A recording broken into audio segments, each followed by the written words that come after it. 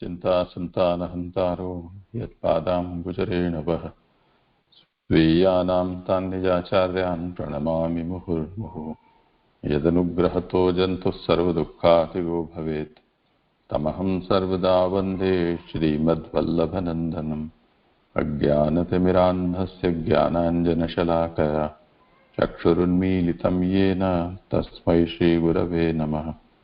नमामि हृदये शेषे लीलाक्षीराब्धिशायिनं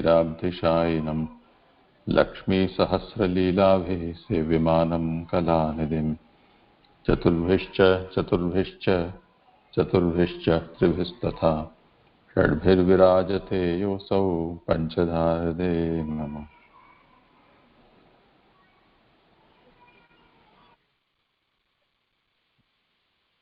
करो आरंभ। दंडवत प्रणाम। जय जय। जय राजेश बात कर रहा हूँ। आवाज आ रही है? जय जय।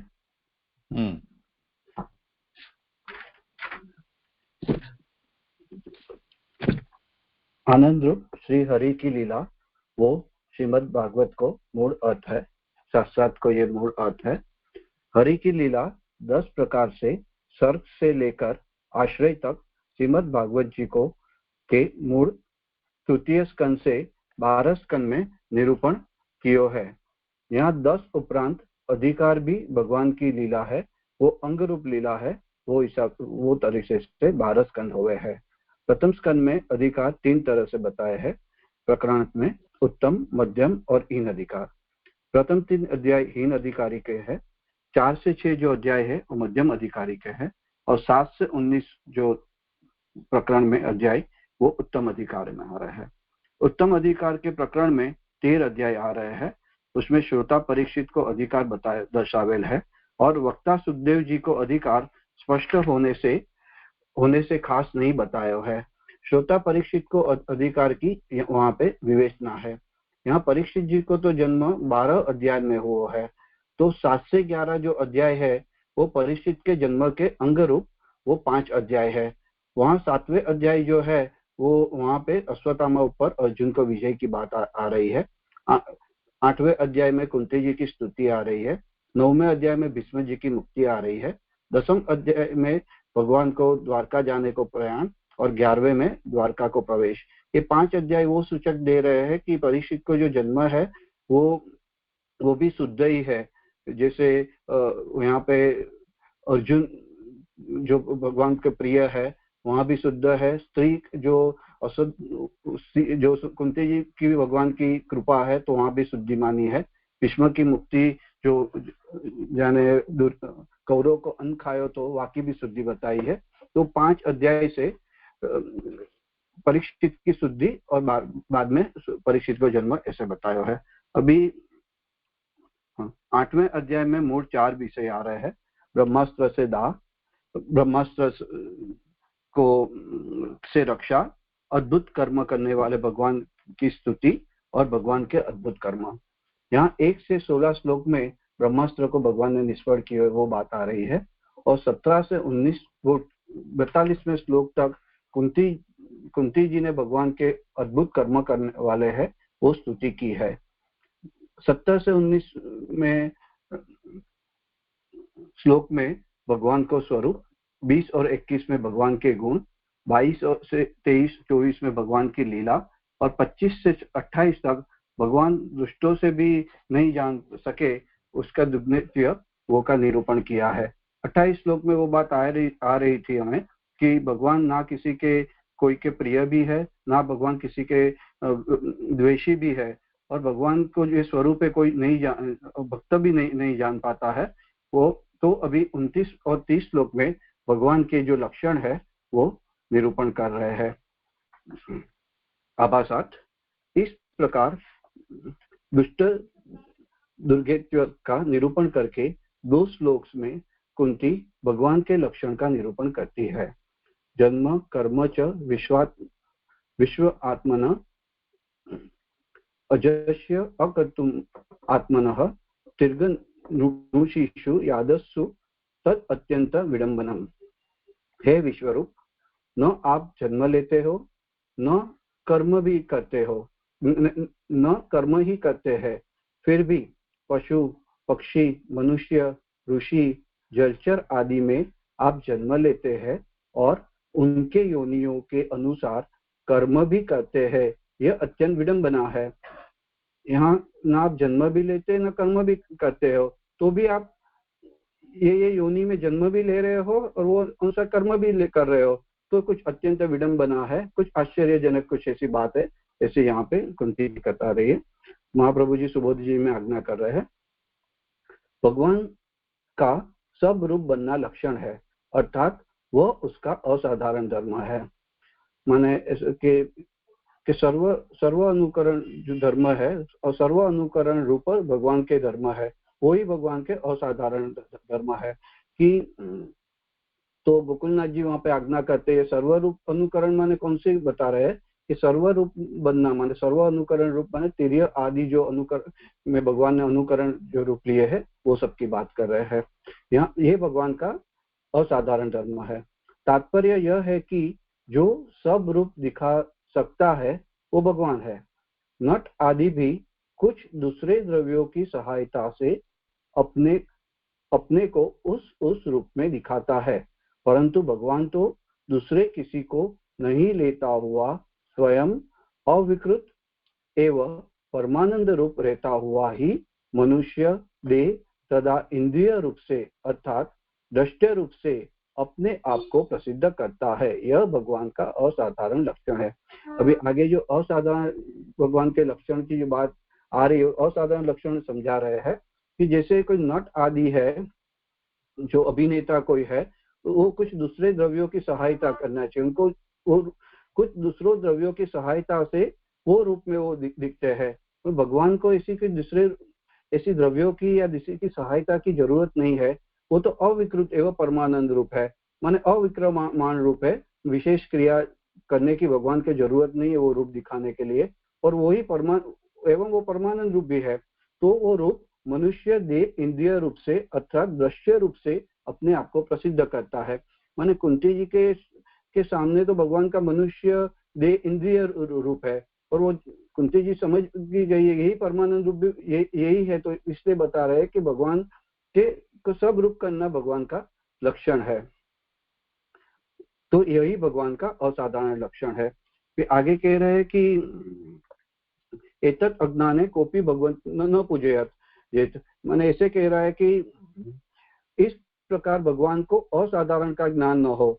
माने एतत् अज्ञान है, माने जो भगवान का असाधारण लक्षण का जिसको ज्ञान न हो और उसको और मनुष्यता का ही ज्ञान हो, ये पुरुष है ऐसा ज्ञान हो, तो कोई उसका कोई पूजन न करे। जो मूल में न पूजे जो बात की है उसका यहाँ विवेचन कर रहे हैं कि भगवान का की जो असाधारण जो भगवान का लक्षण है कि भगवान का स्वरूप बन सकते हैं, वो जो लक्षण है जिसको उसका ज्ञान नहीं है और मनुष्यता का ज्ञान है कि तो कोई मनुष्य है, तो उसका कोई पूजन न करे।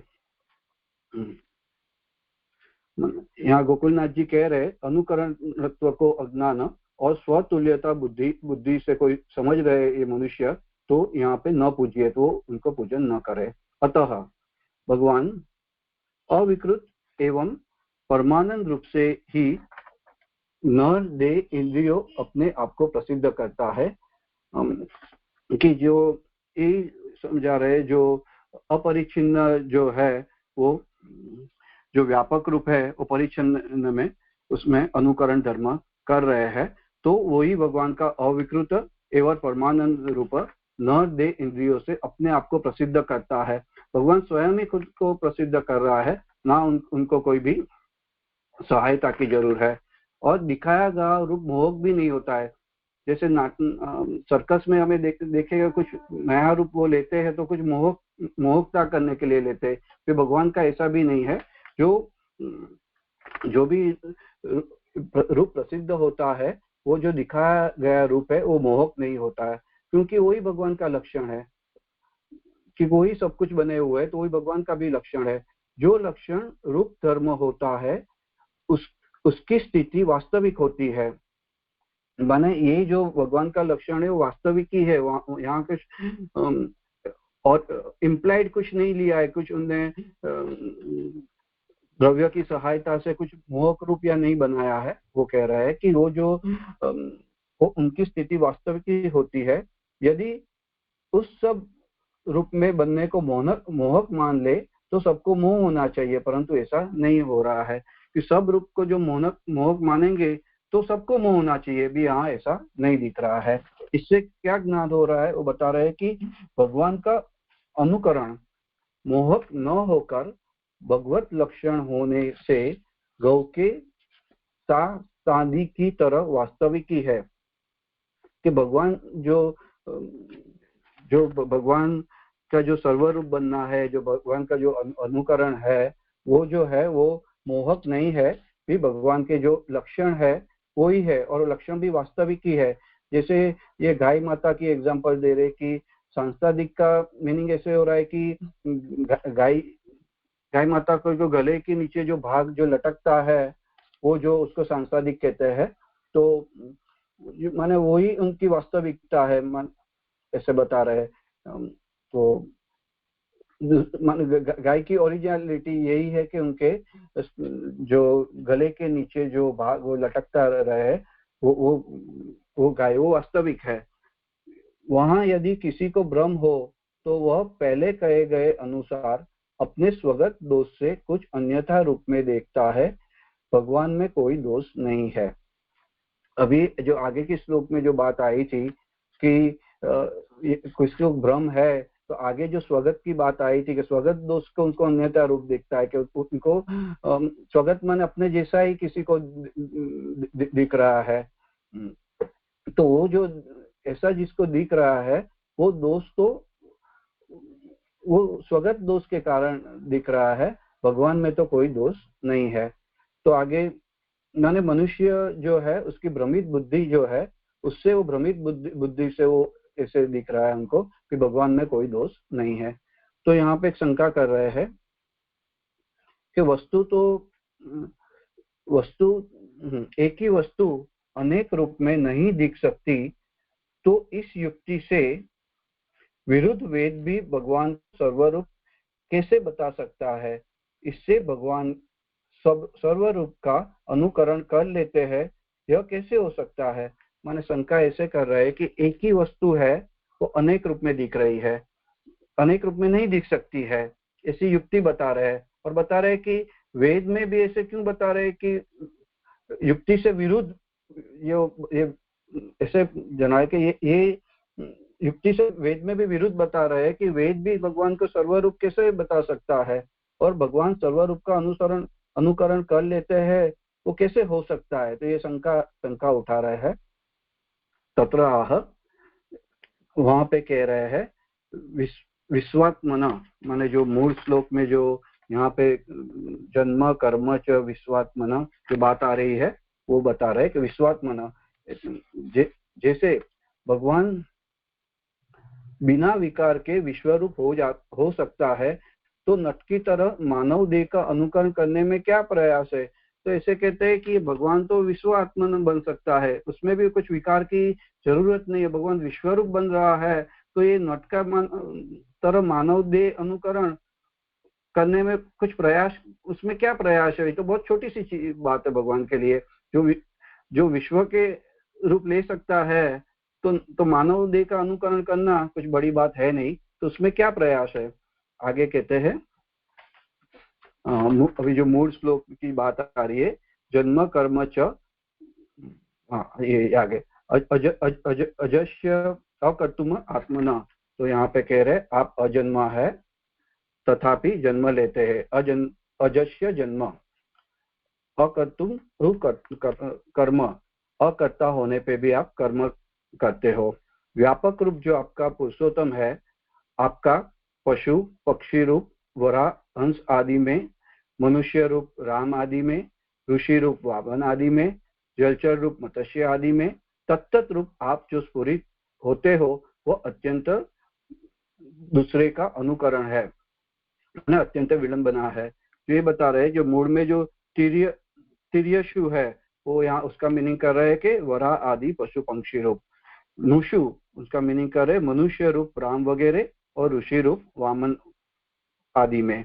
यादस्सु जो मूल में है, श्लोक में है मत्स्य आदिसु, तो तीनों की बात कर रहे हैं कि ये सब जो है वो तत्त रूप आपको स्फुरित होता है, वो अत्यंत दूसरे का अनुकरण है, जो अत्यंत विडंबना है, जो उसका मीनिंग कर रहा है कि अत्यंत वो विडंबन माने आश्चर्यजनिक रूप है।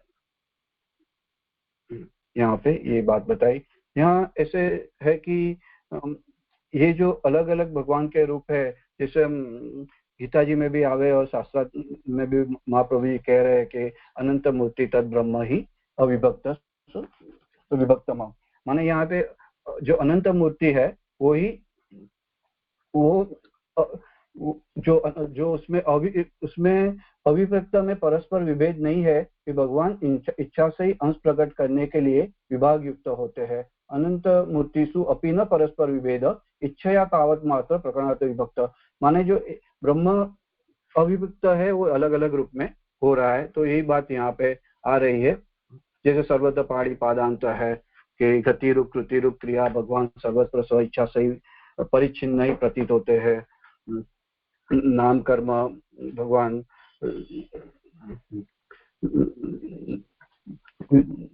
हाँ वैसे ही यहाँ पे ये अलग अलग भगवान का ही रूप ले रहे हैं। जो अजस्य है वही जन्म ले रहा है, जो अकर्तु वही कर्म कर रहा है, वही जो अत्यंत आश्चर्यजनक रूप है। नाम रूप विभेदेन जगत क्रीडति हो, तो माने यही भगवान का अद्भुत कर्म है, यही भगवान का लक्षण यहाँ पे बता रहे हैं। अभी एक और बात यहाँ पे बता रहे हैं कि जैसे यहाँ पे मतलब पुरुषोत्तमत्व अपि ज्ञापयन मनुष्यत्वात् आदि किम अपि ज्ञापयति विश्वस्मितु ब्रह्मत्वे ज्ञाते न जगत्वेन ज्ञायते। तो यहाँ को मीनिंग यहाँ से शुरू हो रहा है कि यहाँ अवतार स्थिति में जब भगवान को अवतार हुए हैं तभी पुरुषोत्तमत्व को बताते हुए मनुष्यत्व आदि भी उसमें बताते हैं।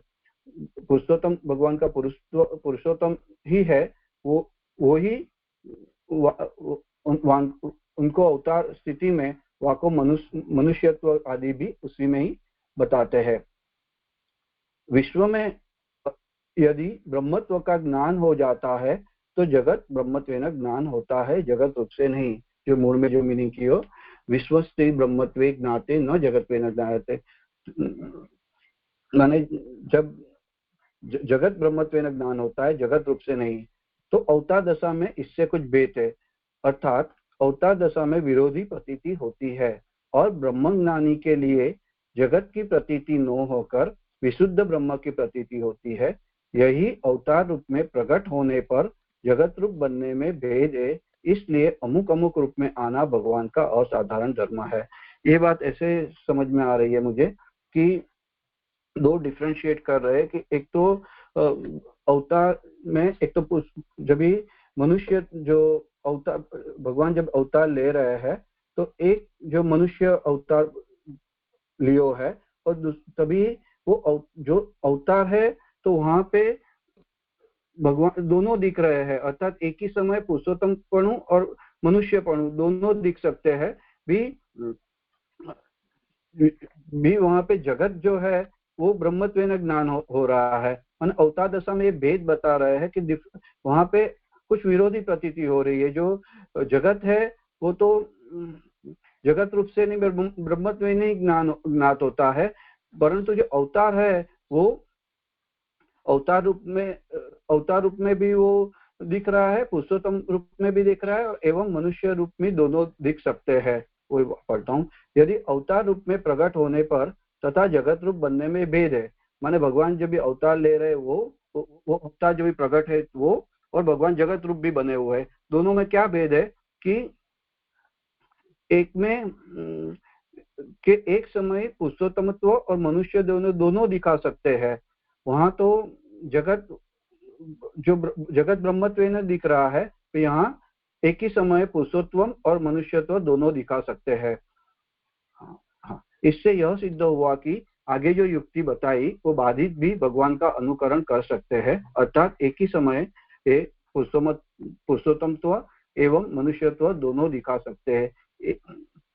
दिखाते हैं, अतः भगवान का अनुकरण नहीं करते वह संदेह करना युक्त नहीं है। माने भगवान अनुकरण नहीं करते, माने भगवान सब कुछ नहीं बने हुए, ऐसा संदेह नहीं करना चाहिए।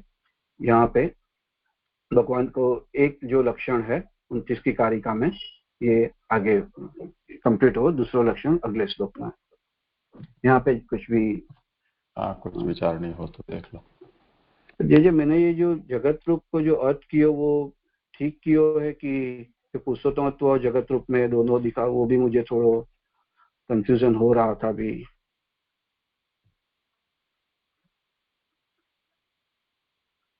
देखो चर्चा करते हैं, किसी को कुछ कहना हो। प्रणाम। जैसे यहाँ जो ये गौ के शासनादि की तरह, वो आपने जो समझा है ना, वो इतना क्लियर नहीं हुआ। वो एग्जाम्पल से कहना क्या चाहते वो समझ में नहीं आ रहा। थोड़ा एक बार और स्पष्ट कर सकते हैं? हाँ, माने गाय की जो वास्तविकता है वो गाय दो प्रकार की रहती है ना, वो हर्षिली में क्या बोलते हैं उसको, जर्सी गाय। और जो जर्सी गाय होती है उसके देखेंगे ना तो उसको नीचे का बार लटकता नहीं हो रहा है, नहीं होता है। फिर जो गाय जो मूड गाय है, जो वो उसको जो गले का नीचे का भाग लटकता है उसको ही हम गाय कहते हैं, जो दूध देने वाली, और बाकी को हम जर्सी गाय ऐसे बताते हैं। तो वही ये लक्षण है गाय का, जो लक्षण है कि उसका नीचे का भाग वो लटकता रहे, वो लक्षण है। वो जो लक्षण वो वास्तविक लक्षण है। ऐसे यहाँ गाय के एग्जाम्पल वास्तविक लक्षण है, माने भगवान को जो अलग अलग रूप रह रहे हैं वो वास्तविक है ना। भगवान ने इस पे कोई भी कुछ मोहक रूप नहीं लिया है, और भगवान ने किसी की यहाँ पे सहायता भी नहीं ली है, कि भगवान का ही रूप है और भगवान वही रूप भगवान ले रहे हैं, वास्तविक रूप है वो। मैं ऐसे समझ रहा हूँ गौ के एग्जाम्पल से। अच्छा, मतलब पूरी तरह से भगवान ने मनुष्यत्व को अपनाया है, पूरी तरह से हुआ है। ले। हाँ, मैंने कुछ मोहकता के लिए नहीं अपनाया है, कुछ लीला नाम रूप कर्म विवेदन, कुछ लीला करने के लिए भगवान ने मनुष्य रूप अपनाया है। नहीं, ठीक है। जो अपरिच्छिन्न रूप है वो परिच्छिन्न वो है लीला के लिए, वही बात लग रही है।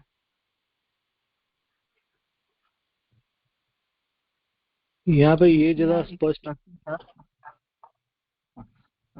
जी बोलिए राशि। विश्व में यदि ब्रह्मत्व का ज्ञान हो जाता है तो जगत ब्रह्मत्वेन ज्ञात होता है, जगत रूप से नहीं। ये पंक्ति मतलब मालूम नहीं पड़ी। ये देखो आशीष भाई, मूल में ऐसे लिखा है, नापयनम मनुष्य तो આદિકમ અપી નાપતિ, પુરુષોત્તમ જાણવામાં મનુષ્યપણું પણ જણાય का ज्ञान होता है।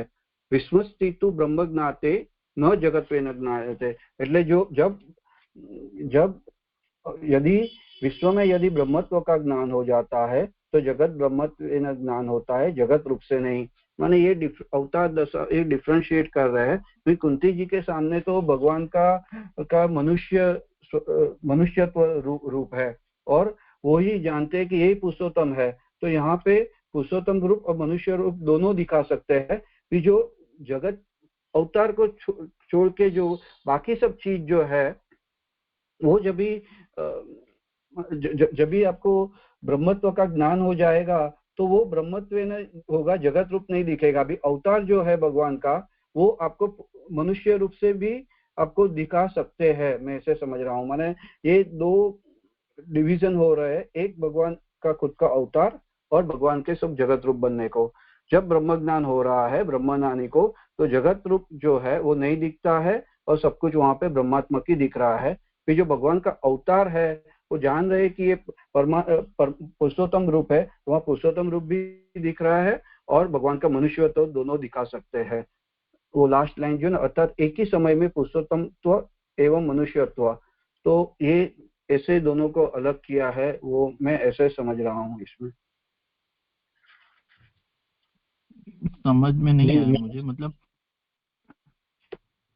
मुझे भी वही क्वेश्चन था। मैं ऐसा समझा कि यानी जो प्रभु का जो अवतार है वो अवतार में प्रभु पुरुषोत्तमत्व भी प्रकट कर रहे हैं और साथ में मनुष्यत्व जो है वो भी बता रहे हैं। और बराबर। अगर उस हाँ, और अगर वो जो प्रभु जो जो ब्रह्म जो है वो ब्रह्मत्व का ज्ञान हो जाता है, या तो जो प्रभु जो जगत रूप बने हैं वो फिर नहीं दिखता। अगर वो ब्रह्मत्व का ज्ञान हो जाता है तो वहां पे अवतार दशा नहीं है लेकिन ब्रह्म ज्ञान है, ऐसा नहीं, अवतार दशा में ही दो भेद बता रहे हैं ना। मैंने मैं भी वही बात कर रहा हूँ कि जो नहीं, अवतार दशा में इससे भेद है ऐसा लिखा है ना कि अवतार दशा में इससे भेद है। विश्व में यदि ब्रह्मत्व का हाँ बताइए।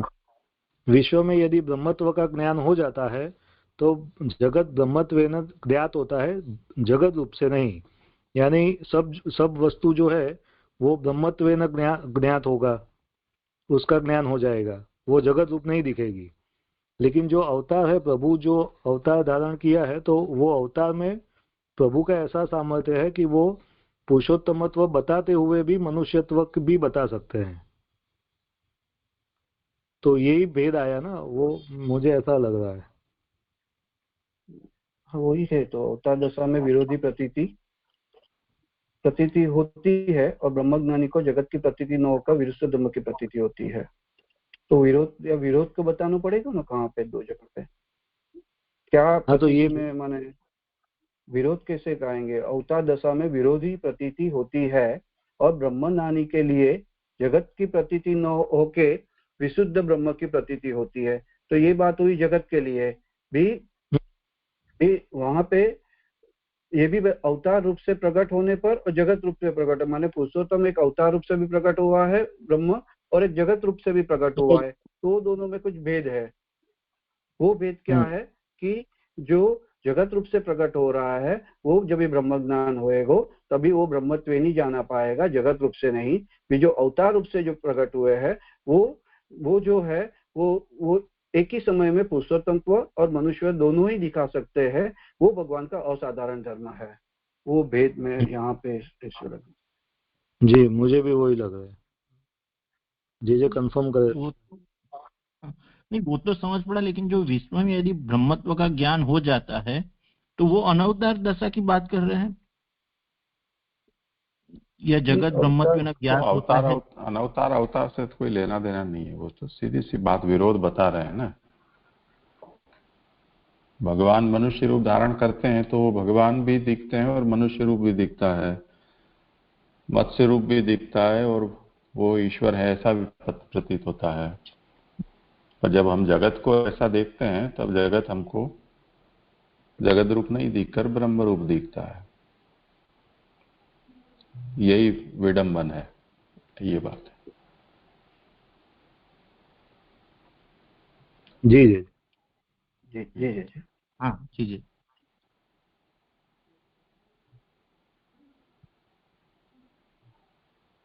जी आगे लू यार।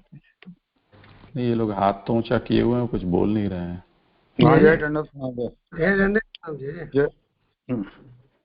चल बोलिए, आप पूछो। अच्छा, ये परम ब्रह्म कृष्णो ही सच्चिदानंद ब्रह्म विरूपम तदी सर्वम स्यात् एकम तस्माभिलक्षणम, इसमें कुछ इस पे पंक्ति लगेगी कुछ? वापिस बताइए आप कौन सी पंक्ति ले रहे हो? तो किसके साथ जोड़ना है आपको? सिद्धांत मुक्तावली वाली ये आ रहा है ना श्लोक, परम ब्रह्म तो कृष्णो ही सच्चिदानंदं बृहत् विरूपम तदी सर्वम किसके साथ उसको आप जोड़ रहे हैं, ये मैं पूछ रहा हूँ।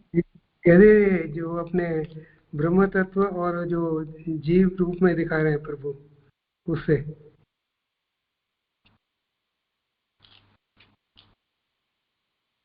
वहां तो परम ब्रह्म तो कृष्ण ही, वही बात बताए कि परम ब्रह्म तो कृष्ण ही है, सचित अलग नाम से वो प्रकट हुए हैं, और अक्षर ब्रह्म की बात की है, जो विलक्षणता की बात की है।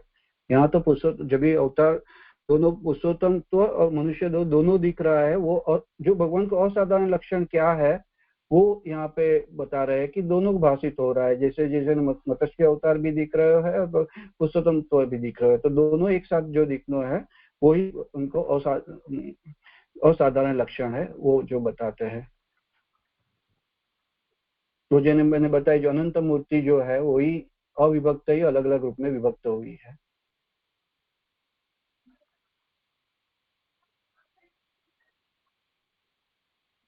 और कोई विषय है? करो आगे। अच्छा अच्छा। आभासात यहाँ यह शंका होती है कि विशेष प्रकार का भगवत कार्य देखने में संदेह निवृत्त हो जाएगा, तो फिर वैसे धर्म वाले भगवान को बताने से क्या प्रयोजन है, इस पर कहती है। यहाँ शंका ऐसे बता रहे हैं कि भगवान के जो कार्य है, विशेष प्रकार के भगवान जो कार्य है वो देखने से संदेह तो निवृत्त हो जाएगा, तो ऐसे धर्म वाले भगवान को बताने से क्या प्रयोजन है, तो इसी तरह भगवान को क्यों बता रहे हो आप। तो आगे कहते हैं गुप्ता ददे त्वयि कृतागसीदाम तावत् यासे दश अश्लूक लीलांजन माक्षम वक्रनिनीय भय भावना स्थितस्य सा मां विमोहयति भिरपि यदि विवेति। यहाँ पे श्लोकार्थ। दही बांध के फोड़ने के अपराध पर यशोदा जी आपको बांधने के लिए जब डोरी ली, उसी क्षण आंसुओं से मिले अतएव बहते हुए अंजन से संभ्रम युक्त नेत्र वाले मुखारविंद को नीचा कर भय की भावना से स्थित, जिससे कि मृत्यु भी डरती है, ऐसे आपकी यह दशा मुझे मोहित कर रही है।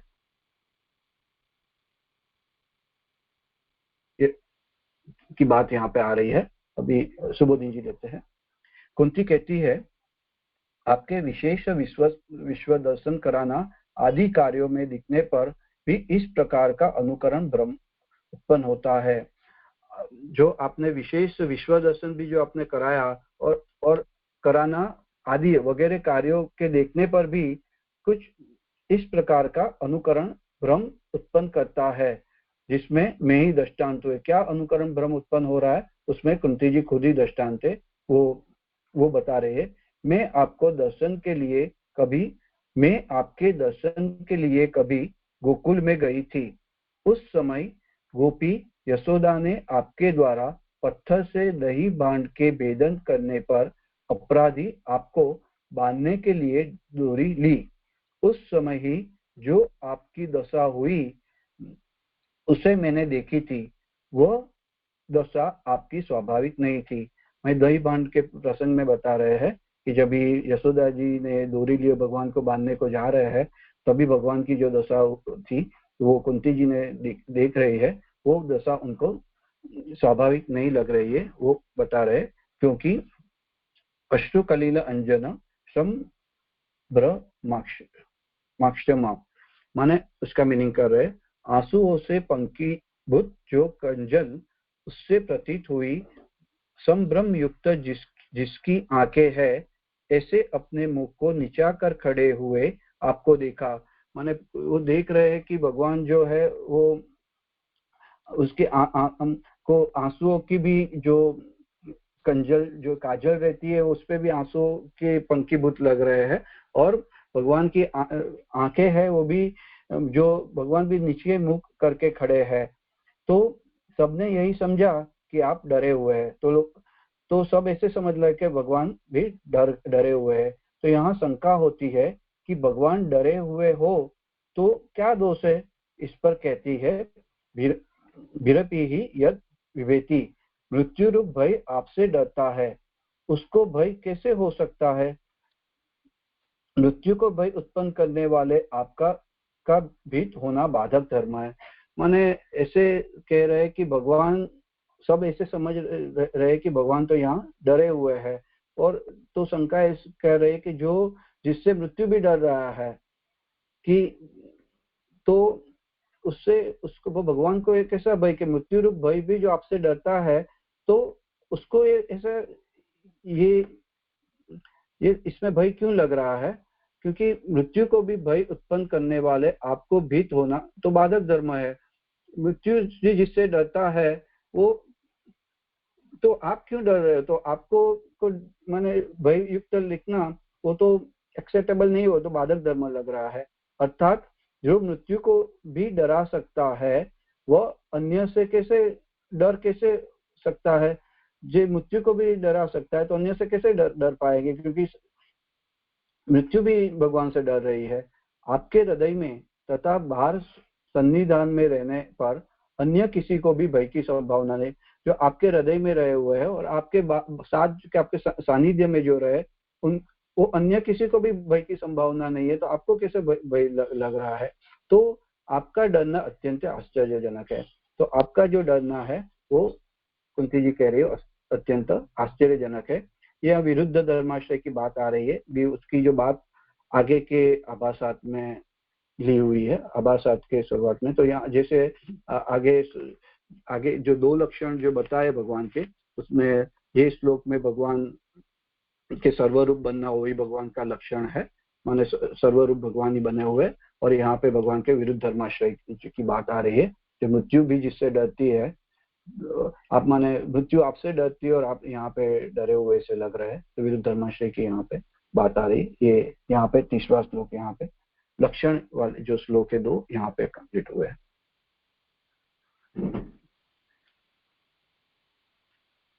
यहाँ जो प्रयोजन जो यानी ये जो आभासार्थ था उसमें जो शंका बताई कि भी विशेष प्रकार का भगवत कार्य देखने से संदेह निवृत्त हो जाएगा, तो फिर वैसे धर्म वाले भगवान को बताने से क्या प्रयोजन? तो वो शंका कैसे निवृत्त हुई वो मालूम नहीं पड़ा। वो शंका क्या थी वो भी नहीं मालूम पड़ा, मुझे स्पष्ट नहीं हो रहा है। आभासार्थ जो है ना उसके सामने माने शंका ऐसे है, विशेष दर्शनार्थ संदेह गमिष्यति। भगवान के विशेष प्रकार के भगवान के, एक सेकंड, हाँ, कि विशेष प्रकार का भगवत कार्य देखने से संदेह तो निवृत्त हो जाएगा, तो फिर वैसे वाले भगवान को बताने से क्या प्रयोजन है? मुझे ऐसे लग रहा है कि भगवान के जो कार्य है वो जो आगे के श्लोक में जब भगवान के जो कार्य आए हैं, तो वो वहां से सब संदेह तो भगवान का निवृत्त हो रहा है। तो ये 2 श्लोक में जो भगवान के जो लक्षण बता रहे हैं, तो उसके पीछे क्या प्रयोजन है? वे भगवान को बताने से माने फिर वैसे धर्म वाले जो वैसे धर्म वाले नाम अनुकरण रूप जो धर्म है वो बताने वाले से क्या प्रयोजन है? तो प्रयोजन यहाँ पे बता रहे हैं कि भगवान सब कुछ बने भी हुए हैं और भगवान मनुष्य है, तो मनुष्य रूप से भी अनुकरण कर रहे हैं कि ऐसे तो डर नहीं लगना चाहिए। यहाँ पे भगवान को डर भी दिखा रहे हैं। तो ये विरुद्ध धर्माश्रय की जो बात है वहां वो खुलासा करने के लिए ये भगवान को जो वैसे धर्म वाले, माने मैं ऐसे समझ रहा हूँ भगवान का जो सर्वधर्म की जो बात आई ना, वो उसकी बात कर रहे हैं। वो बताने में क्या प्रयोजन है इसके लिए बाद में ये श्लोक आ रहे हैं। सब कुछ बने हुए है तो भी मनुष्य रूपी वो जो मनुष्य जो डरता है वो भगवान भी ऐसे डरते भी है। तो वो बात मैं ऐसे समझाऊंगा। हाँ, और किसी का कुछ कहना हो? नहीं, वो क्लियर नहीं हो रहा। जी, यहाँ पे जो आभासार्थ में जो शंका उठाई है कि यानी जो प्रभु के हम देख के आ रहे हैं कि पीछे से जो लीला गुण आदि लक्षण दुष्ट दुर्गे, तो ये सब कहने की क्या जरूरत है? अगर हम प्रभु के जो भगवत कार्य को देख लें तो वहां से हमें प्रभु के जो पुरुषोत्तमत्व का हमको यानी भान हो, यानी दर्शन हो सकते हैं कि ये प्रभु ने ऐसे ऐसे कार्य जो किए थे अपने अवतार में जो कि कोई और नहीं कर सकता है। इस प्रकार के कार्य को देखकर हम ये जान सकते हैं कि ये प्रभु है। तो फिर ये सब यानी लक्षण गुण आदि कहने की जरूरत क्या है? तो वहां पे कुंती जी समझाते हैं कि यानी आपके जो भगवत कार्य को देखकर भी कभी कभी यानी हमें संदेह या शंका हो जाती है। तो उसके उदाहरण से समझाती है कि जब मैं एक बार यानी गोकुल में आई थी तो मैंने आपको इस अवस्था में देखा था कि मैं भी भ्रमित हो गई। तो कि इस प्रकार के प्रभु कैसे, कि जिनसे भय भी भयभीत होता है वे प्रभु भय भय पाम रहे हैं, तो ये प्रभु कैसे हो सके। तो उस प्रकार के संदेह मुझे भी हो चुके थे। तो उसके ये जो समाधान में सब आ रहा है कि आपके यानी सब भगवत कार्य को भी देखकर ये नहीं जान पाएगा कि आप यानी वास्तव में पुरुषोत्तमत्व है। इसलिए ये सब गुण लीला लक्षण आदि के यहाँ पे निरूपण हो रहा है जी, मुझे ऐसे समझ में आया। मुझे यहाँ तो ऐसा लग रहा है कि मुझे यहाँ ऐसा लग रहा है कि जैसे यहाँ शंका होती है विशेष प्रकार का भगवत कार्य देखने से, मतलब प्रभु के, जैसे अपन ने उस प्रभु का स्वरूप देखा, प्रभु के गुण देखे, प्रभु की लीला देखी, तो प्रभु के जो संदर्भ में प्रभु के संबंध में जो अपना संदेह वो तो निवृत्त हो जाएगा। फिर यहाँ पे जो अब धर्म बता रहे हैं वो धर्म क्यों बता रहे हैं, क्योंकि इन धर्म से तो वापस से कंफ्यूजन आएगा। क्योंकि प्रभु को अपन एक कुंती जी अब ऐसे बता रही है, जैसे यहाँ पे इस श्लोक में 30 में कुंती जी जो प्रभु का धर्म बता रही है, वहां पे प्रभु डर रहे हैं, भय प्रभु को हो रहा है। तो उसका उद्देश्य क्या है ऐसा करने का, तो वो प्रभु मोह उत्पन्न करना चाहते हैं। मतलब अब प्रभु का मोह करने, यानी कि सब जीव जो है वो अगर प्रभु हैं ऐसा न समझ जाए, कोई जीव को प्रभु मोह भी उत्पन्न देना करना चाह रहे हैं, वो प्रभु के उस स्वरूप से वापस से चूक जा रहा है। वो प्रभु को भूल के प्रभु की वो मनुष्य वत लीला देखकर मोहित हो जा रहा है और फिर भूल जा रहा है कि वो पुरुषोत्तम है। तो इस यहाँ पे कुंती जी को ये लक्षण बताने का प्रयोजन ये प्रभु ऐसा मोह उत्पन्न करते हैं ये बताना है। यानी वो जो लीला जो है प्रभु की वो अटक न जाए और वो चलती रहे, तो इसीलिए फिर से ये भी प्रभु दिखा रहे हैं और अनुकरण रूप धर्म भी दिखा रहे हैं ऐसे। हाँ ऐसा लग रहा है, क्योंकि वो आया कि भी आप जैसे जहाँ पे पंक्ति है ना मूल श्लोक में भी, ऐसी आपकी वह दशा मुझे मोहित कर रही है। तो मोह कैसे प्रभु उत्पन्न करते हैं वो बताने का प्रयोजन प्रभु की इस लीला से है, ऐसा लग रहा है आशय। जी ऐसे समझना है ना जी। आगे से देख लेना चाहिए ये विषय जो चल रहा है, दुष्ट दुर्गेयता का निरूपण करते हुए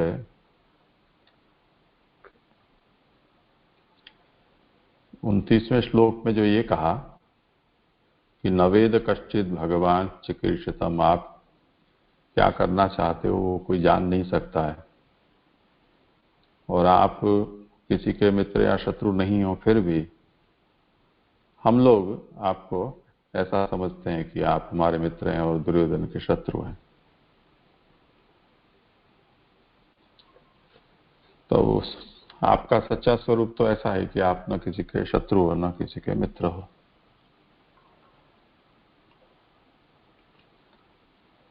ये निरूपण करने के बाद अंत में सुबोधनी जी में जो ये बात आई कि कुंती जी ऐसा कहकर ये बात कहना चाहती हैं कि जो भगवान को शत्रु या मित्र समझते हैं ये उनकी भ्रांति है, इसलिए भगवान में ऐसा शत्रु मित्रपना जैसा कोई भी धर्म नहीं होता है। इस तरह से निरूपण हुआ। तो आप जो प्रतीत हो रहा है उसे क्या समझना,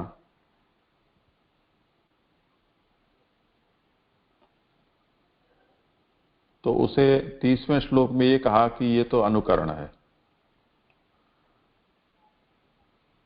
कि आप इस तरह से विभिन्न शरीरों में जन्म धारण करते हो, वो वस्तुतः अजन्मा अकर्ता होते हुए भी ये जो कर्म है वो आपका अनुकरण मात्र है, और ये अनुकरण है वो भगवान, ये भगवान है उसकी पहचान है। लक्षण का मतलब पहचान, अर्थात हम जो जन्म लेते हैं, जन्म हम भी लेते हैं, कर्म हम भी करते हैं, पर वो हम परवश होकर करते हैं। प्रारब्ध के अधीन होकर, गुणों के अधीन होकर, ईश्वर इच्छा के अधीन होकर, प्रकृति के अधीन होकर ये सब हम करते हैं। तो हम जो करते हैं वो अनुकरण नहीं है, पर ऐसा कोई भी बंधन भगवान पर नहीं है, न काल का है, न कर्म का है, न स्वभाव का है, न प्रकृति या गुणों का है। फिर भी भगवान हमारे जैसा ही जन्म भी धारण करते हैं, हमारी तरह ही कर्म भी करते हैं। ये भगवान है, इस बात का ये लक्षण है, ये अनुकरण करना।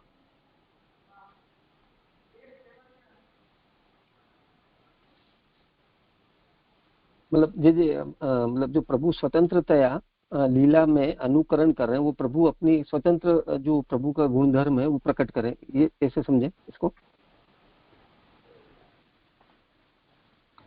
अपनी स्वतंत्रता मतलब अपन जो है भगवान का जन्म नहीं होता है, फिर भी भगवान जन्म लेते हैं। यही उनके भगवान होने की पहचान है। भगवान मनुष्य नहीं है, फिर भी वो मनुष्य बनते हैं, यही उनकी भगवान होने की पहचान है। जी जी। तो इससे कह रहे हैं कि ये उनका अनुकरण है। अब यदि अनुकरण है तो कैसे पता चलेगा कि ये भगवान है, यानी भगवान केवल अनुकरण कर रहे हैं या सचमुच में भगवान में ऐसी कोई बात है? तो ये तो पता नहीं चल सकता है ना। जैसे वो किरीट फटानिया कथाकार था, वो बोलता था कि किसी ने पूछा कि ब्रह्मसमन तुम देते हो, तो उसने कहा कि हाँ, जैसे वल्लभाचार्य को आज्ञा हुई ऐसे मुझे भी आज्ञा हुई थी, तो मैं ब्रह्मसमन देता हूं सबको। तो इसे हम तो मना नहीं कर सकते ना। अगर उसको हुई आज्ञा तो हम उसको कैसे मना कर देंगे कि हाँ नहीं हुई? हमारे पास प्रमाण क्या? उसे रोकने के लिए हमारे पास क्या साधन है?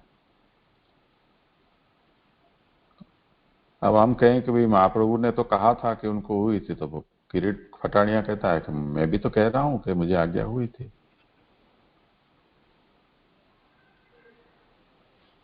तो उसमें तो कोई प्रमाण हम नहीं दे सकते, न उसमें उसको रोकने के लिए हमारे पास कोई ऐसा वजनदार कारण है। तो अब ये अनुकरण है या स्वभाव से हो रहा है, इसको कैसे जाना जा सकता है?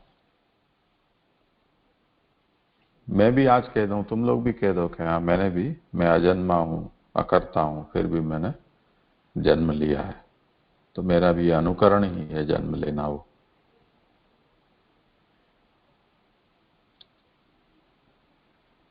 तो उसके लिए फिर आगे ये संदेह हो गया।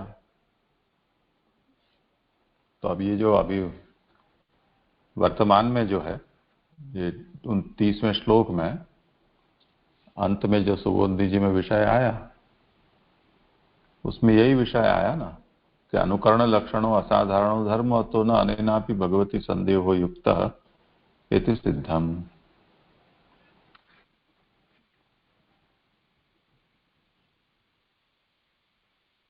तो भगवान में इस तरह से संदेह करना युक्त नहीं है।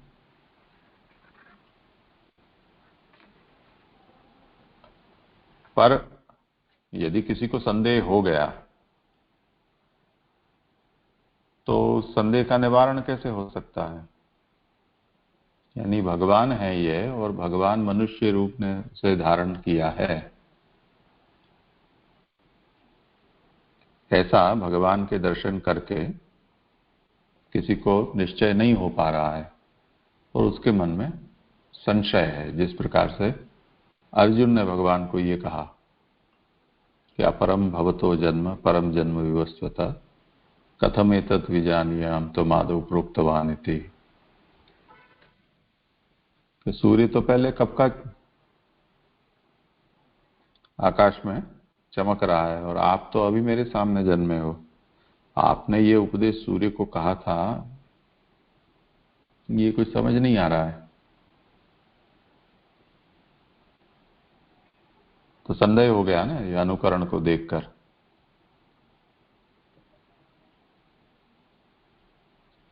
तो यदि संदेह होता है तो कहते हैं कि विशेष दर्शनात् संदेहो गमिष्यति किम तद्धर्मवत्वेन ज्ञापनेन।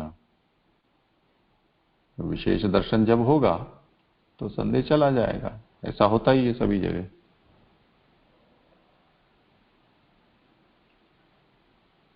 मानो कि कोई कंपनी में 5-25 हजार कर्मचारी में काम करते हैं, अब उसमें कौन उसका मालिक है या कौन उसका डायरेक्टर है या उस ब्रांच का कौन हेड है, वो निचले तबक्के के लोग तक सबको उसका परिचय हो ये कोई जरूरी नहीं है। कहीं काम चल रहा हो, वहां कोई बड़ा ऊंचा ओहदे का अफसर आकर कर्मचारी के पास खड़ा रह जाए और वो कर्मचारी के जरा माचिस देना, बीड़ी सुलगानी है, और उसके आसपास के लोग जो उस अफसर को जानते हों वो उसको फटकारें कि किसको क्या कह रहे हो, तुमको पता है ये कौन है, तुम्हारे अफसर के भी अफसर हैं। तो अब ये जो है वो विशेष दर्शन से संदेह का निवारण हो जाता है कि जो अनुकरण है वो अनुकरण वस्तुतः अनुकरण ही है। भगवान ये जो कर रहे हैं वो कोई कालकर्म स्वभाव के प्रभाव से नहीं कर रहे हैं, या भगवान को ये सब करना पड़ता है ऐसा नहीं है जैसे कि हम लोगों को। तो जब विशेष दर्शन होते हैं तो संदेह चला जाता है। जी जी एकदम स्पष्ट हुआ।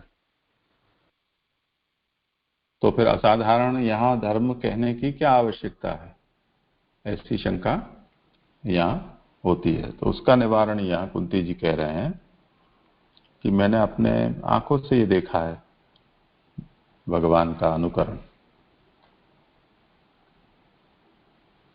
कि मृत्यु या भय स्वयं जिनसे डरता है, ऐसे भगवान काजल वाली आंखों में से आंसू निकालते हुए मां से भयभीत होकर खड़े हुए हैं। उनको दर्शन करके मुझे बड़ा मोह हो गया। ये बहुत गजब का अनुकरण आपने किया है। तो अब ये कुंती तो जान रही हैं, इसलिए भगवान के अनुकरण की जो पराकाष्ठा है उसका अनुभव उन्होंने किया है, वो यहाँ कह रही हैं भगवान को।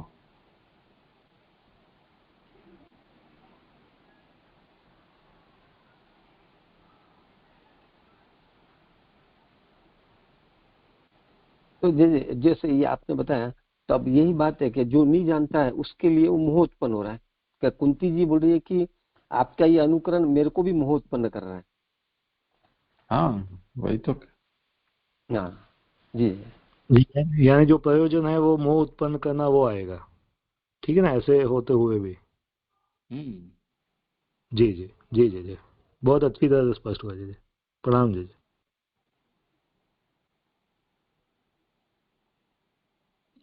एक और प्रश्न था जी, हमने जो महाप्रभु जी की कारिका देखी थी ना कुंती जी स्तुति के पहले, तो वहाँ भगवत लक्षण को हम वंदन का कारण मतलब पाद सेवन में हमने दुष्ट दुर्गेत्व का देखा, तो यहाँ पूजन का कारण आ रहा है। तो इसमें से समझ सकते हैं जी मतलब कैसे पूजन का कारण दुष्ट दुर्गेत्व में तो महाप्रभु जी ने स्पष्ट किया था, वो अरीसा वाला या अंध वाला उदाहरण देके कि हम समझ सकते हैं इस दुष्ट दुर्गेत्व से हम ठाकुर जी के नजदीक जा सकते हैं पाद सेवन का। तो इसमें पूजन कुछ समझ सकते हैं जी किस तरह से कारण रूप बन सकता है।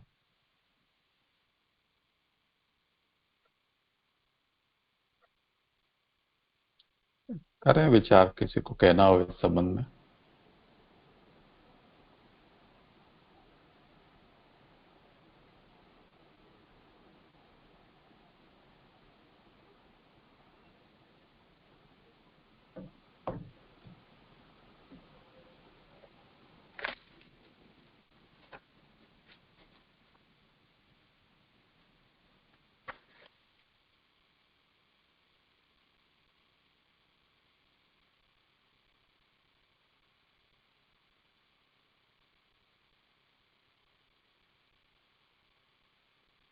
राजेश को इस विषय में कुछ कहना हो तो।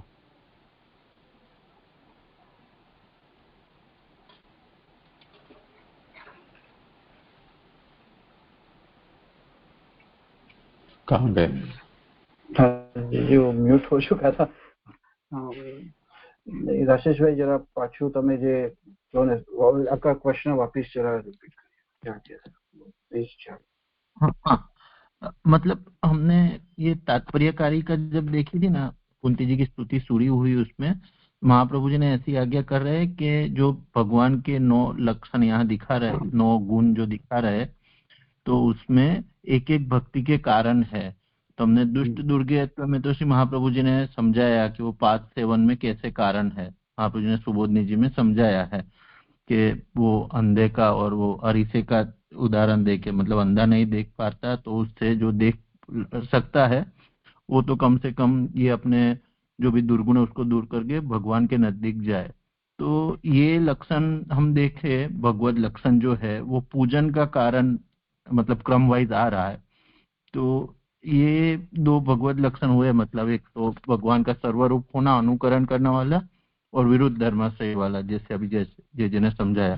तो उसको हम पूजन के कारण से कैसे समझ सकते हैं? ऐसा कुछ हम समझ सकते हैं या नहीं? क्या कैसे समझ? रश्मिश भाई, ये वो नवधा भक्ति से मुझे लग रहा है कि ये जो 2 श्लोक है वो महात्म्य के, भगवान का महात्म्य का ज्यादा पक्ष में जा रहे हैं दोनों श्लोक। जो आगे जो नवधा भक्ति में जो बात आई थी प्लेन की 5-7 की, ये लक्षण जो असाधारण लक्षण की बात है वो महात्म्य ज्ञान की तरह ज्यादा झुक रहे हैं, तत्व तो ज्यादा झुक रहा है, जो ऐसी संभावना लग रही है। तो यहाँ पे भक्ति की बात नहीं है, महात्म्य की बात आ रही है, ऐसे लग रही है मुझे। तो मतलब महात्म्य ज्ञान के दर्शन हो रहे, उसके कारण हम प्रभु का पूजन, मतलब देवत्व माने ऊपर जो पुरुषोत्तम तो है वही मनुष्यत्व है, दोनों प्रसिद्ध हो रहे हैं। पूजन एग्जैक्टली मैं उस नहीं बता रहा हूँ कि यहाँ पूजन की बात से रिलेट कर पाए भी, वो ले सके आप जो बता रहे हैं कि महात्म्य ज्ञान से पूजन की बात आ रही है, ऐसे हम सोच सके। मुख्य तो लक्षण की बात आ रही है, जो शुद्धात्व के जो पाया के जो लक्षण है वो भी यही 2 लक्षण से ही बात आ रही है, ऐसे मुझे लग रहा है। मुझे आगे ज्यादा बताएंगे।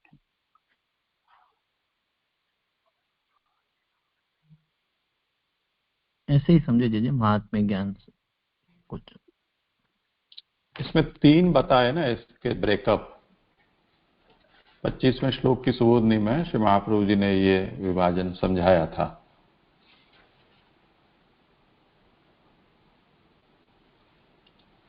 तो वहां क्या आज्ञा कर रहे हैं कि स्वरूप गुण लीला के भेद से श्रवण कीर्तन आदि 9 प्रकार की भक्ति के कारण होते हैं। भगवान का स्वरूप ज्ञान होने पर श्रवण होता है, गुणों को जानने पर कीर्तन, और लीलाओं के जानने पर स्मरण होता है।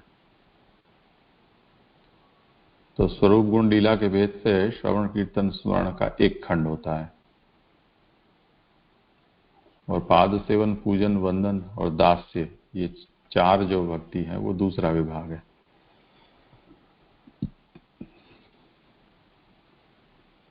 तीसरा जो खंड है वो सख्य और आत्मनिवेदन है, जिसमें दीनता शनै शनै निवृत्त होती है। तो पाद सेवन आदि में दुष्ट दुर्गेयत्व आदि कारण माने गए हैं,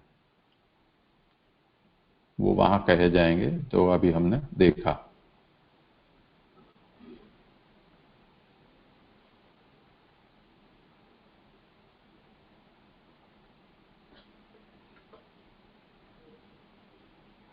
और पाद सेवन, पूजन, वंदन और दास्य में कब प्रवृत्त होंगे कि दुष्ट दुर्गे तो जब जान लिया जाए तब क्या होगा कि जो यदि अंधा नहीं देखता है तो क्या नेत्र वाले को भी उसे नहीं देखना चाहिए? इसकी तरह हमारी बुद्धि में बाधक की प्रतीति होगी तो हम उसे हटाकर समीप जाएंगे। यानी भगवान का भजन दुष्ट लोग नहीं कर पा रहे हैं, ऐसा भगवान का स्वरूप है, या उनकी दुष्टों की ऐसी अयोग्यता है, तो इसका मतलब ऐसा तो नहीं है ना कि हम भी न कर पाए या हम भी न करें। तो यदि हमारे भीतर ऐसी कोई दुष्टता है, दोष हैं, तो उन दोषों को दूर करके और हम प्रभु के पास जाने का प्रयास करेंगे। तो पास जाएंगे तब जाकर पाद सेवन, पूजन, वंदन, दास्य इन भक्तियों में हमारी प्रवृत्ति हो पाएगी।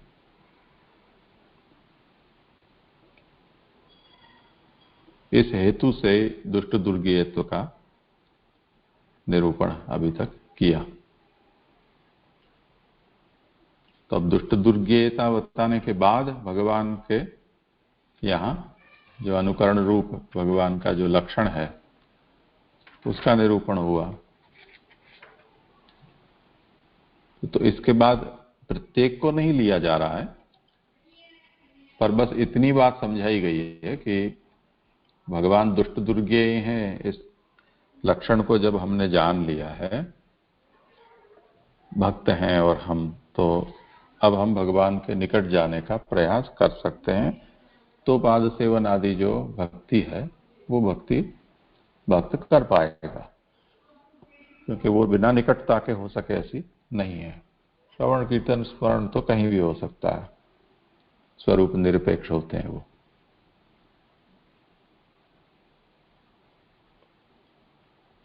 तो इसमें प्रत्येक श्लोक के साथ इसको जोड़ना आवश्यक नहीं है, पर जो यहाँ विभाजन दिया है उसको हमें समझना चाहिए। जी जी जी, मतलब जो दूसरा खंड है वो पूरा यहाँ से हम जैसे आपने समझे। हाँ हाँ जी जी, हाँ प्रणाम जी। जी जी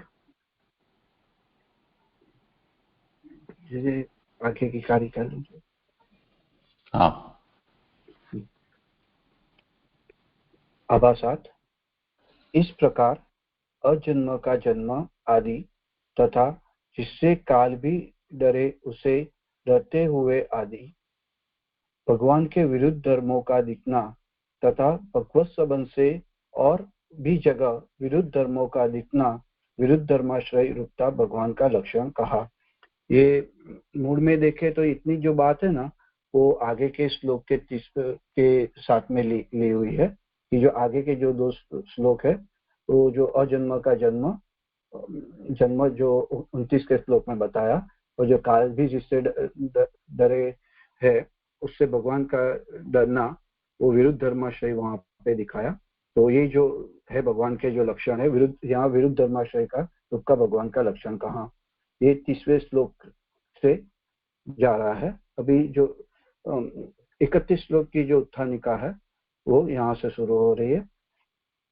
जन्म कारण निर्धारण, भगवान के जन्म लेने का कारण का निर्णय केचित आहु जो श्लोक है 31वां इत्यादि 4 श्लोकों से कहते हैं। तो अभी के जो 4 श्लोक है वो चारों, ये जो उत्थानिका जो है यहाँ की वो ऐसे आगे देखेंगे तो ऐसा मालूम पड़ेगा जो आगे आने वाले 4 श्लोकों की कोई में ये बात ध्यान रखनी पड़ेगी। ये बात आ रही है यहाँ पे कि भगवान के जन्म लेने का कारण का निर्णय केचित आहु इत्यादि 4 श्लोक से कहते हैं कि भगवान के जन्म लेने का कारण का निर्णय बता रहे हैं कि वो जो निर्णय कैसे लेना भगवान के जन्म का कारण का, वो आंसर नहीं दे रहे हैं, जो निर्णय कैसे लेना वो ये 4 श्लोक से बात आ रही है। ऐसे कह रहे हैं कि नमनार्थ जन्म निर्धारण कर्तव्य, नमन के लिए जन्म का निर्धार बताना चाहिए। भगवान को जब नमन करना है तो भगवान के जन्म का निर्धार भी बताना चाहिए। दे अंतःकरण एवं आत्मा से आगे आगे का उत्तम माना जाता है। अर्थात देह से अंतःकरण प्रधान है, अंतःकरण से आत्मा उत्तम है, अंतःकरण से आत्मा उत्तम है। ऐसे बता रहे हैं कि देह जो है, देह अंतःकरण और आत्मा को आगे आगे से उत्तम बताया जाता है। देह से अंतःकरण प्रधान है और अंतःकरण से आत्मा उत्तम है। केवल देह मानकर भगवान नमनीय न हो, नमनीय न भी हो, किंतु भगवान का अवतार लेना जानकर भगवान नमस्करणीय होते हैं। माने ऐसे कह रहे कि देह से आत्मा और आत्मा से, देह से अंतःकरण और आत्मा से अंतःकरण, अंतःकरण से आत्मा प्रधान है। भगवान का ये उत्तम देह मानकर आप भगवान नमनीय न हो कि तो भगवान का अवतार लेना है, वो जान के भी भगवान नमस्करणीय होते हैं। यदि कहे कि भगवान ऐसे अनमनीय देह को क्यों धारण करते हैं, इस शंका का उत्तर देते हैं। ये थोड़ा सा मूल में पढ़ेंगे तो बहुत सिंपल है ये बात जो कह रहे कि देह अंतःकरण आत्मान उत्तरम उत्तम श्रेय ततो देहत्वेन अनमनीयत्व अपि भगवत अवतारे च ज्ञाते नमनीयत्व सिद्धयति। માટે કે છે દેહપણાથી તમે બેને अनमनीय मानते हैं कि भगवत अवतार को जानने से वो नमनीयत्व का वहां पे सिद्ध होता है। तत्र तादृश्य कथम अनमनीय देह, तो यहाँ पे ये जो आप ये जो अनिमनीय देह की क्यों बात कर रहे हैं, ऐसी शंका क्यों उठा रहे हैं, वो मूल में यहाँ पे इतनी शंका है कि भगवान का देह मानकर आप नमनीय न हो सके तो अवतार मान के भगवान को नमस्कार तो होते ही है, तो आप भगवान को अनिमनीय देह की बात ही क्यों कर रहे हैं, माने वो ऐसी शंका क्यों कर रहे हो। तो अभी उसका उत्तर में दे रहे हैं। ऋषि अनेक है, उसके योगज धर्म भी भिन्न भिन्न है और वास्तव में भगवत इच्छा का ज्ञान नहीं होने से 4 प्रकार के ऋषियों ने अपनी अपनी बुद्धि के अनुसार भगवान को देह कारण का प्रयोजन बताया है। अभी शंका का निवारण ऐसे कह रहे हैं कि जो ऋषि बहुत सारे अनेक ऋषि है, हर ऋषि के उनके योग धर्म माने सबके योग धर्म भी भिन्न भिन्न है। जो ऋषि है उसके योग आदि धर्म भी भिन्न भिन्न है, उनको भगवत इच्छा का ज्ञान भी नहीं है। और ऐसे 4 प्रकार के ऋषि बताए, वो स्वयं बुद्धि से माने अपनी अपनी बुद्धि से भगवान का देह का प्रयोजन बता रहे हैं, देह धारण करने का प्रयोजन बता रहे हैं कि 4 ऋषियों को क्या अपनी बुद्धि, क्या उन्हें सोचा और वो अपनी अपनी बुद्धि से क्या बता रहे, वह भगवत इच्छा का यहाँ पे उनको ज्ञान नहीं है। ये सभी तो भगवान के देह कारण का प्रयोजन कहा है। वंशकर्ता पिता चेव मुख्यो देह निरूपको दुखा भावश्च मोक्षश्च वादतो विह सम्मतौ। अभी 4 ऋषि जो बात कर रहे हैं वो चारों ऋषि की बात ये श्लोक में बताई हुई है, जो आगे के 4 श्लोक है 31, 32, 33 और 34। वंशकर्ता यदु तथा पिता मुख्य रूप से भगवान के देह धारण करने का कारण है। देह धारण करने के दुखाभाव एवं मोक्ष 2 प्रयोजन यहाँ माने गए हैं।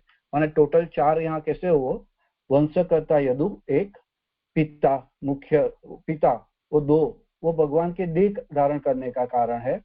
बाद में देह धारण करने से दुखाभाव तीसरो और एवं मोक्ष चौथो। ऐसे यहाँ पे 4 प्रकार के ऋषि जो 4 बात करिए, पहले 2 जो है वो देह धारण करने के कारण है और और जो दुखाभाव और मोक्ष है वो प्रयोजन रूप है। अभी वो बातें यहाँ पे आएगी। अर्थ और द्रव्य में परस्पर विरोध है, अर्थ बलवान है, इस न्याय से यहाँ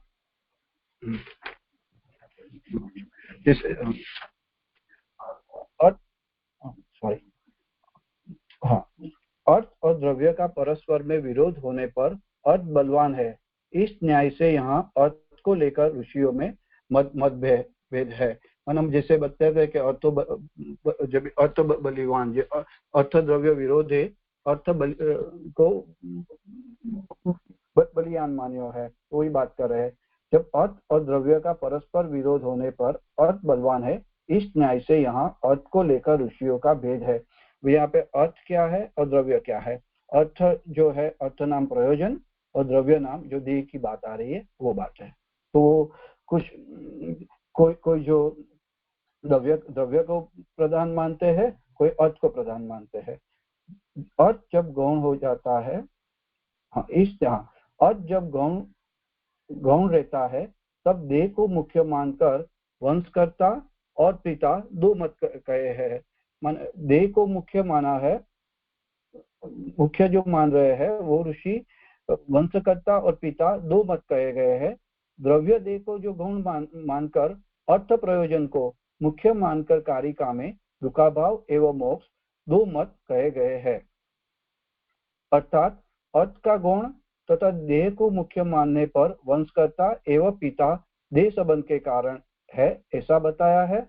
अर्थ प्रयोजन को प्रधान मानने पर दुखाभाव और मोक्ष ये दो मत है। इन चारों मतों में वंशकर्ता यदु के मुख्य एवं महान होने से भगवान यदि उस वंश में अवतार लेते हैं तो यदु की कीर्ति होती है। एक वो बाद में लेता हूँ। अभी ये चार कैसे हुआ, हम एक कोष्टक बना ले तो बहुत सिंपल हो जाएगा। ऊपर अर्थ नाम प्रयोजन, द्रव्य नाम देह। अर्थ जहाँ पे अर्थ जो प्रयोजन जहाँ पे बलवान है वहां पे दुखाभाव और मोक्ष वो दो बात आएगी, और जहाँ पे द्रव्य रूप जो देह प्रधान है वहां पे वंशकर्ता और पिता। माने चार ऋषियों चार अलग अलग बात कर रहे हैं।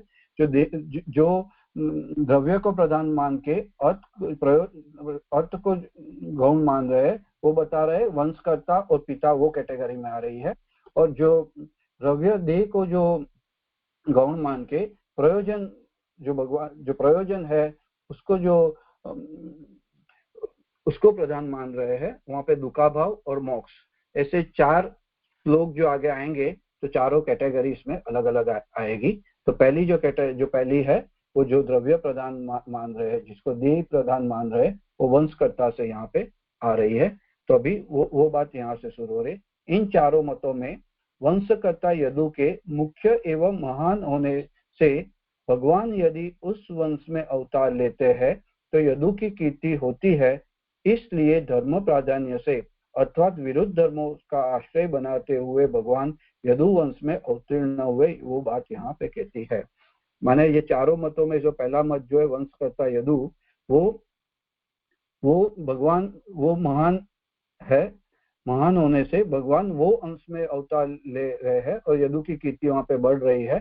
तो वो जो भगवान है वो धर्म प्राधान्य से यदु वंश में अवतीर्ण हुए हैं, ये बात अभी 31 श्लोक में कह रही है।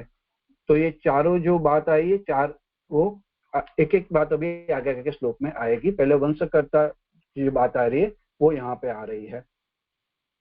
केचित आहु च जात पुण्य श्लोकस्य कीर्तये यदो प्रियस्य अन्यवाये मलयस्य एव चंदनम।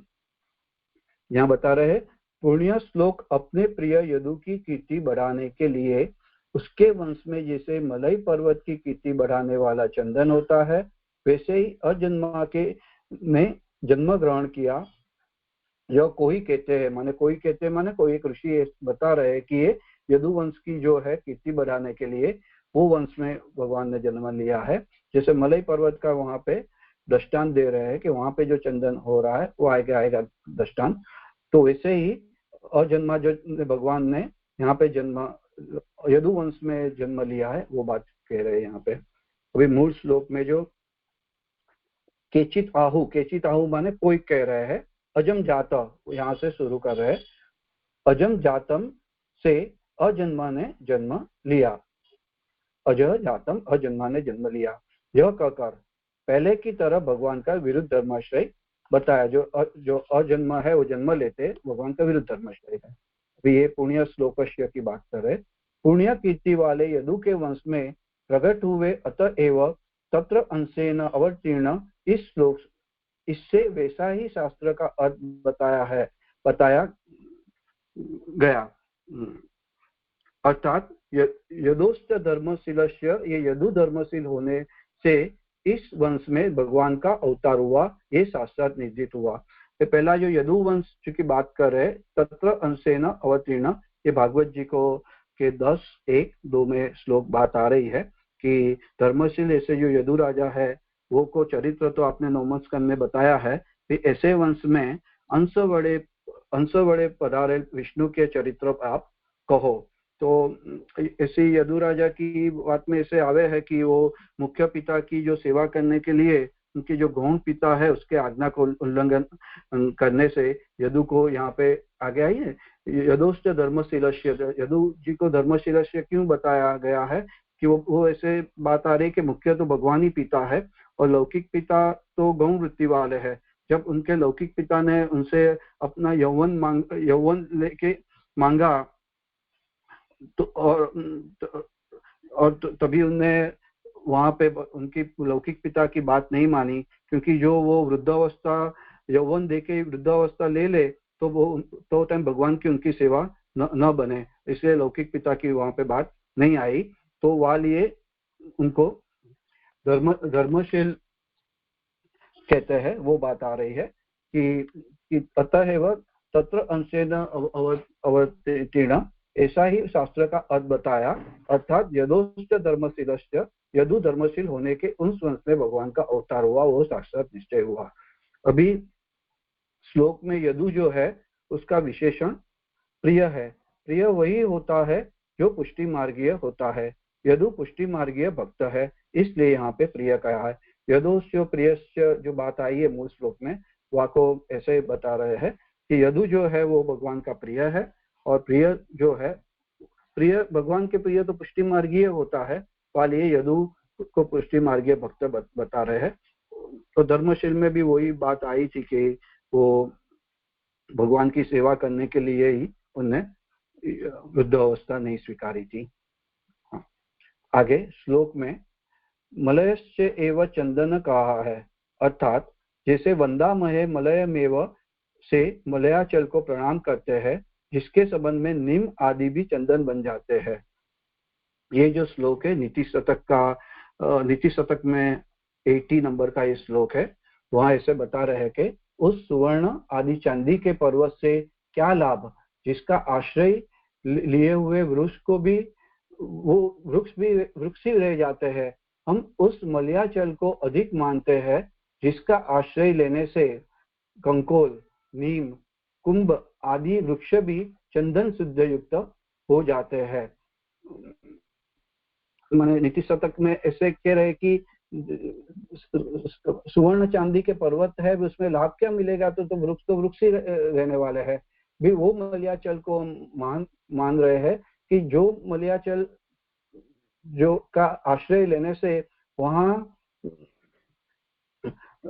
पे कंकोल, नीम, नुम आदि जो वृक्ष है वो भी चंदन युक्त हो जाते हैं। तो वही एग्जांपल यहाँ पे ले रहे हैं कि अर्थात जैसे वंदामय मलय से मलयाचल को प्रणाम करते हैं, जिसके संबंध से मात्र से नीम आदि चंदन बन जाते हैं, इस प्रकार ऐसे मलयाचल को का यश बताया है। यहाँ यदुवंश का भी वश बताना है और ये मलयाचल पर्वत का भी यश बताते हैं।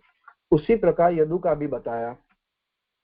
इस प्रकार जैसे मलयाचल का यश बताया, वैसे ही यदु का भी यश बताया, क्योंकि उसके वंश में उत्पन्न होने वाले भगवान की सन्निधि होने से उनमें ही भगवत सारूप्य होता है। जैसे जो पर्वत में जो बात बताई कि मलयश्च चंदन, तो बाकी के भी जो भी वृक्ष है, नीम आदि भी वृक्ष है, वो भी उनके सानिध्य में चंदन बन जाते हैं। ऐसे ही यदुवंश में प्रकट होने से, भगवान की सन्निधि वहां पे होने से, वो भी जो उन्हें भी भगवान सारूप्य मिलता है। माने चंदन की सन्निधि से वृक्ष के जैसे यश भयो है, ऐसे भगवान की सन्निधि से यदु धर्म को भी यश बताए यहाँ पे। जैसे वार्ता प्रसंग में आवे कि गंगा जी रुक्मणी जी को नहीं भी, रुक्मणी जी जो है वो गंगा जी को पामी, वहां पे गंगा जी को कुछ यश बता रहे। ऐसे ही यहाँ पे यदु वंश को यश बता रहे। और एग्जाम्पल है मलयाचल के नीति शतक के श्लोक का दे रहे हैं। तो यहाँ पे जो 4 जो ऋषि में से जो पहला ऋषि जो द्रव्य प्रधान मान रहा है, देह को प्रधान मान के वंशकर्ता की बात आ रही है, वो पहला ऋषि की स्वबुद्धि से जो समझ रहे, वो बात यहाँ पे 31 श्लोक में यहाँ पे आई।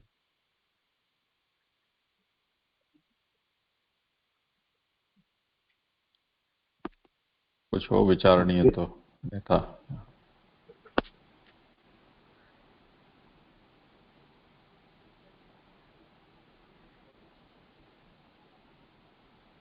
दंडवत प्रणाम दीजिए। यहाँ जो इसके आभास में ये जो अर्थ और द्रव्य का परस्पर में विरोध होने पर अर्थ बलवान है, ये अर्थ और द्रव्य की संगतियां समझ में नहीं आई जी। ये तो श्लोक जो नीतीश, जब एक श्लोक है जो अर्थ द्रव्य, अर्थ पहले यहाँ इसे समझना पड़ेगा। अर्थ, ये जो अर्थ क्या है और द्रव्य क्या है। अर्थ नाम प्रयोजन और द्रव्य नाम देह। माने देह जब भी कारण का निर्धार कर रहे हैं, तो जहाँ देह की हर श्लोक में आप देखेंगे तो कुछ कहाँ पे देह प्रधानता की बात आएगी, और वही श्लोक में तो भगवान के कुछ प्रयोजन की भी बात आ रही है। तो चार ऋषि जो है वो चार प्रकार से उसको वर्णित कर रहे हैं, तो उसको बाइफरकेट करना पड़ेगा। तो जो देह को प्रधान मानते हैं, जो द्रव्य नाम देह को प्रधान मान के कर रहे हैं, तो वंशकर्ता और पिता के रेफरेंस में ले रहे हैं। और जो अर्थ को, प्रयोजन को प्रधान मान कर रहे हैं, उसको दुखाभाव और मोक्ष ले रहे हैं। माने जब दो बात हो रही है एक ही श्लोक में, तो किसको प्रधान मानना पड़ेगा। तो यहाँ पे इसे द्रव्य और अर्थ ऐसे के जो है वो रेफरेंस में यहाँ पे डिफरेंशिएट किया हुआ है। आ रही ना यहाँ पे, जब अर्थ गौण और ये देखो, अर्थ प्रयोजन का प्रधान मानने पर दुखाभाव और मोक्ष दो मत है, और अर्थ को गौण मान के देह को मुख्य मानेंगे तो वंशकर्ता और पिता, वो क्योंकि वो देह के संबंध के कारण है, तो वो वहां पे देह के संबंध के कारण पे वो अर्थ को गौण मान रहे हैं और देह को मुख्य मान रहे हैं। और जो बाकी जो ऋषि है प्रयोजन को प्रधान मान रहे हैं और देह को गौण मान रहे हैं, जो प्रयोजन दुखाभाव और मोक्ष से बता रहे हैं। तो इसे अलग अलग ऋषियों की बात को ऐसे डिफरेंशिएट की हुई है, ऐसा मुझे ध्यान में आ रहा है। मतलब प्रयोजन के लिए अर्थ को वापरा है यहाँ पे, और देह के लिए द्रव्य को वापरा है, ऐसा। हाँ ऐसे अर्थ नाम प्रयोजन की बात है, जो ब्रैकेट में दिया भी है। अर्थ माने प्रयोजन ब्रैकेट में भी दिया हुआ है, आगे भी अर्थ ब्रैकेट में प्रयोजन दिया हुआ है। अच्छा, ठीक है। दोनों बात तो दोनों आ रहेगी, किसको गौण मानेंगे और किसको, एक को गौण मानेंगे और इसको प्रधान मानेंगे। जो प्रधान यहाँ पहला वंश करता माने डेफिनेटली देह रिलेटेड है, तो देह को प्रधान मान के बात कर रही है। पिता और देह को से ज्यादा प्रधान मान रहे, माने वहां पे दूसरी बात प्रयोजन की बात तो आएगी कि प्रधानता यहाँ पे वंशकर्ता या पिता की है, वो समझाना चाह रहे हैं। ऐसो मुझे तात्पर्य लग रहा है। ठीक है। हाँ ठीक, दंडवत प्रणाम जी। हाँ प्रणाम।